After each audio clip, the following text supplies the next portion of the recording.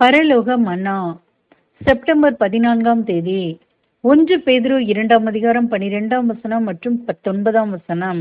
புறஜாதிகள் உங்களை அக்கிரமக்காரர் என்று விரோதமாக பேசும் விஷயத்தில் அவர்கள் உங்கள் நற்கிரியைகளைக் கண்டு அவற்றை நிமித்தம் சந்திப்பின் நாளிலே தேவனை மகிமைப்படுத்தும்படி நீங்கள் அவர்களுக்குள்ளே நல்நடக்கையுள்ளவர்களாய் நடந்து கொள்ளுங்கள். தேவன் பேரில் பற்றுதலாய் இருக்கிற மனசாட்சியின் நிமித்தம் ஒருவன் அநியாயமாய் பாடுபட்டு உபத்திரவங்களை பொறுமையாய் சகித்தால் அதுவே பிரீதியாய் இருக்கும். வசனங்களுக்குரிய விளக்கம். நாம் ஒரு சிலரால் தீமை செய்கிறவர்கள் என தீர்க்கப்படலாம்.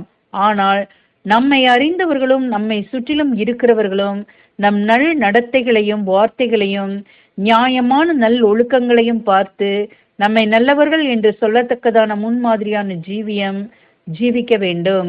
இதன் மூலமாகவே தேவன் அவருடைய குமாரன் மூலம் மகிமைப்படுத்தப்படுவார். அதாவது நம் நடத்தைகளை காண்கின்றவர்களும் தீதான குற்றங்களை நம் பேரில் பொய்யாய் பேசினதை உணர்ந்து தேவனை வழிபடும் வாய்ப்பையும் ஏற்படுத்தும்.